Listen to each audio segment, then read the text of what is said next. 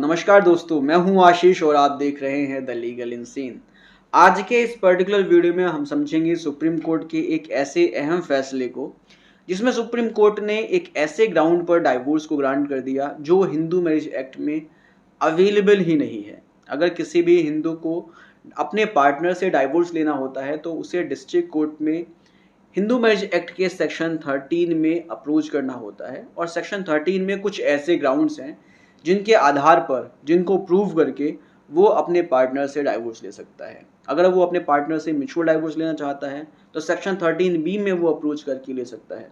Section 13 B में mutual divorce का option है, तो कोई भी पार्टनर आपस में आपसी सहमति से म्यूचुअल डाइवोर्स ले सकते हैं कोर्ट अप्रोच करके। लेकिन अभी रिसेंट में ही सुप्रीम कोर्ट ने सेक्शन 13 बी में या सेक्शन 13 में जो ग्राउंड्स दिए हुए हैं उन ग्राउंड्स से इतर एक ऐसे ग्राउंड पर डाइवोर्स ग्रांट कर दिया जो बहुत ही ज़्यादा इम्पोर्टेंट है। सुप्रीम कोर्ट ने एक टिप्पणी की कि कंप्लीट जस्टिस करने के लिए इस डाइवोर्स को इस पर्टिकुलर ग्राउंड पर ग्रांट करने की ज़रूरत है, और ऐसा कहते हुए सुप्रीम कोर्ट ने डाइवोर्स को ग्रांट कर दिया। सो बेसिकली ये नया ग्राउंड क्या है, इस पर्टिकुलर वीडियो में हम समझने वाले हैं। Stay tuned throughout the video so that you could have a very basic understanding over this situation। और क्या पता आपका केस भी इस पर्टिकुलर ग्राउंड पर मैच करता हो, और अगर ऐसा पॉसिबल हुआ तो आप भी सुप्रीम कोर्ट अप्रोच करके इस पर्टिकुलर ग्राउंड पर अपना डाइवोर्स ले सकते हैं। सो बेसिकली क्या है ये केस, इस केस का क्या नाम है, इस केस में क्या हुआ था, क्या फैक्ट्स हैं, इन सभी को समझेंगे। सो स्टार्ट करते हैं और समझते हैं वन बाय वन कि बेसिकली इस केस में क्या हुआ था। इस केस का नाम है जतेंद्र कुमार सापरा वर्सेस अनुपमा छापरा। इस पर्टिकुलर केस में क्या हुआ, इस पर्टिकुलर केस का फैक्ट क्या है, सबसे पहले इसको समझ लेते हैं। इस केस में पति और पत्नी, जो इन दोनों का विवाह होता है 1991 में। शादी होने के बाद, विवाह होने के बाद दोनों ही पार्टनर्स साथ में रह रहे थे, लेकिन कुछ समय के बाद इनके बीच में मनमुटाव हो जाता है। इन दोनों के बीच जो है मतभेद हो जाते हैं, आपस में लड़ाई झगड़े शुरू हो जाते हैं। तो इस पर्टिकुलर सिचुएशन में दोनों का साथ रह पाना थोड़ा सा मुश्किल हो जाता है और दोनों ही 2002 से अलग रहना शुरू कर देते हैं। इसी दौरान जो हस्बैंड है वो क्रुएलिटी के आधार पर एक डाइवोर्स पिटीशन फाइल करता है डिस्ट्रिक्ट कोर्ट में। वाइफ भी उसके खिलाफ क्रुएलिटी की एलिगेशंस लगाती है, लेकिन इस पर्टिकुलर केस में जो हस्बैंड है वो क्रुएलिटी के ग्राउंड को प्रूव नहीं कर पाता और डिस्ट्रिक्ट कोर्ट उसके डाइवोर्स पिटीशन को डिसमिस कर देती है। डिस्ट्रिक्ट कोर्ट के जजमेंट के against husband high court approach करता है और अपील करता है, लेकिन हाई कोर्ट भी उसके अपील को डिसमिस कर देती है। इसके बाद जो हस्बैंड है वो अप्रोच करता है सुप्रीम कोर्ट। सुप्रीम कोर्ट में वो अपनी एक पिटीशन फाइल करता है जिसमें वो सुप्रीम कोर्ट से ये प्रेयर करता है कि उसके केस में डाइवोर्स ग्रांट किया जाए। अब इस पर्टिकुलर केस में सुप्रीम कोर्ट को बेसिकली कुछ ऐसी चीज़ें नज़र आती हैं जिसको देखते हुए सुप्रीम कोर्ट इस पूरे केस के फैक्ट्स को ही नज़रअंदाज कर देता है। सुप्रीम कोर्ट इस केस के फैक्ट्स से इतर कुछ ऐसी चीज़ों को देखता है जिसमें सुप्रीम कोर्ट को लगता है कि इसी पर्टिकुलर ग्राउंड पर ही डाइवोर्स ग्रांट किया जा सकता है। और सुप्रीम कोर्ट ने कहा कि भाई देखो, अगर केस के फैक्ट्स को देखेंगे तो यहाँ पर जस्टिस कर पाना मुश्किल हो जाएगा, और कंप्लीट जस्टिस करने के लिए सुप्रीम कोर्ट एक ऐसे ग्राउंड को लेता है जो अब हमको समझना है। तो बेसिकली वो ग्राउंड क्या है, पहले उसको समझ लेते हैं।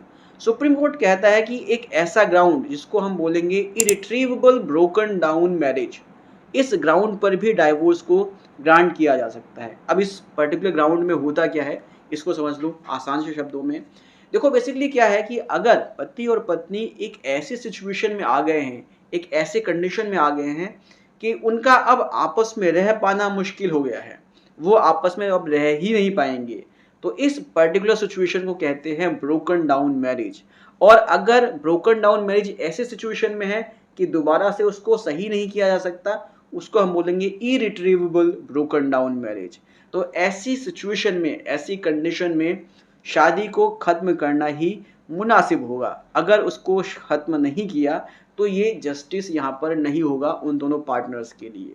तो सुप्रीम कोर्ट ने इसी पर्टिकुलर ग्राउंड को यूज़ करते हुए इस पर्टिकुलर केस में डाइवोर्स को ग्रांट कर दिया। सुप्रीम कोर्ट ने देखा कि जो दोनों पार्टनर्स थे वो 2002 से अलग रह रहे हैं, मतलब कि वो 22 साल से अलग रह रहे हैं, और सिचुएशन ऐसी हो गई है कि उनका जो है साथ में अब रह पाना पॉसिबल नहीं है।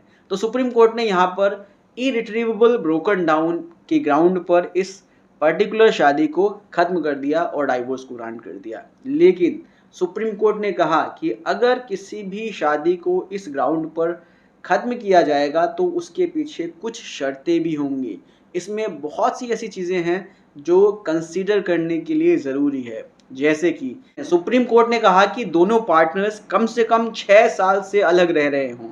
6 साल से या 6 साल से ज़्यादा समय से अगर दोनों पार्टनर्स अलग रह रहे हैं तो ही जो है इस ग्राउंड पर डाइवोर्स को ग्रांट किया जा सकता है। इसके साथ ही साथ ये भी देखना ज़रूरी है कि उन पार्टनर्स ने अपनी शादी को कोहैबिट किए हुए कितना समय हो गया है। अगर कोहैबिट किए हुए काफ़ी ज़्यादा समय हो गया है तो ही इस आधार पर डाइवोर्स को ग्रांट किया जाएगा। कोहैबिट करने का मतलब होता है कि सेक्सुअल रिलेशनशिप स्टैब्लिश करना।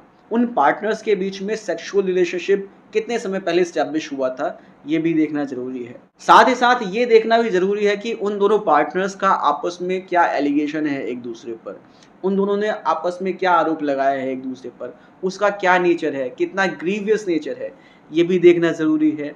इसके साथ ही साथ ये देखना ज़रूरी है कि उनके बीच अगर कोई लीगल प्रोसीडिंग हो रही है, अगर कोई कोर्ट केसेस चल रहे हैं, तो उन केसेस में क्या-क्या इंटरिम ऑर्डर्स आए हुए हैं, कोर्ट ने क्या-क्या ऑर्डर पास किया है, इस चीज़ को भी कंसीडर करना ज़रूरी है। साथ ही साथ ये देखना भी ज़रूरी है कि उनके बीच में जो सेटलमेंट की प्रोसीडिंग्स है वो कितनी बार हुई है, कोर्ट के माध्यम से या मीडिएशन के माध्यम से, उनके बीच सेटलमेंट करने के कितने अटेम्प्ट्स किए गए हैं, इस चीज़ को भी कंसीडर करना है। साथ ही साथ ये देखना है कि उनकी सोशल और इकोनॉमिक कंडीशंस कैसी हैं, दोनों ही पार्टनर्स वेल ऑफ हैं भी या नहीं हैं। इसके साथ ही साथ देखना है कि उनके बच्चे भी हैं या नहीं हैं, और अगर बच्चे हैं तो वो किस सिचुएशन में हैं, क्या वो वेल एस्टैब्लिश्ड है या नहीं है। तो इस तरह से इन सभी फैक्टर्स को देखना बहुत ज़रूरी है। अगर इरिट्रीवेबल ब्रोकन डाउन मैरिज के आधार पर डाइवोर्स ग्रांट करना है तो इन सभी शर्तों को, इन सभी कंडीशंस को, इन सभी फैक्टर्स को भी ध्यान में रखना ज़रूरी है, और इन सभी कंडीशंस को, इन सभी फैक्टर्स को ध्यान में रखकर ही कोर्ट इस आधार पर डाइवोर्स ग्रांट कर सकता है। अब बेसिकली यहाँ पर एक चीज़ और समझने की है कि क्या इरिट्रीवेबल ब्रोकन डाउन मैरिज के आधार पर डिस्ट्रिक्ट कोर्ट या हाई कोर्ट क्या डाइवोर्स ग्रांट कर सकता है, तो इसका आंसर है नहीं। सिर्फ सुप्रीम कोर्ट के पास ही इंडियन कॉन्स्टिट्यूशन के आर्टिकल 142 सब क्लॉज 1 में ये राइट है कि वो इस आधार पर किसी भी शादी को, अगर वो इस सिचुएशन में है कि वो दोबारा से नॉर्मल सिचुएशन में नहीं आ सकते हैं, तो कंप्लीट जस्टिस करने के लिए पार्टनर्स को डाइवोर्स ग्रांट कर सकते हैं। इसके बाद फिर बात ये समझने की है कि अब इस ग्राउंड को कैसे यूज़ किया जाए। तो यहाँ पर आपको शुरू से बैटल लड़ना होगा। आपको पहले डिस्ट्रिक्ट कोर्ट अप्रोच करना होगा। अगर डिस्ट्रिक्ट कोर्ट में आपका डाइवोर्स ग्रांट नहीं हुआ है तो आपको हाई कोर्ट अप्रोच करना है, और अगर हाई कोर्ट में भी ग्रांट नहीं हुआ है तो आपको फिर सुप्रीम कोर्ट पहुँचना है, और सुप्रीम कोर्ट में आपको फिर ये चीज़ इस्टेब्लिश करनी पड़ेगी कि आपकी जो मैरिज है ब्रेकन डाउन हो चुकी है और उसका नॉर्मल सिचुएशन में आ पाना बहुत ही मुश्किल है। तो इस ग्राउंड पर फिर आप सुप्रीम कोर्ट से डाइवोर्स ग्रांट करवा सकते हैं। सो आई होप आपको पूरी सिचुएशन समझ में आ गई होगी। मिलते हैं नेक्स्ट वीडियो में। Take care, bye bye.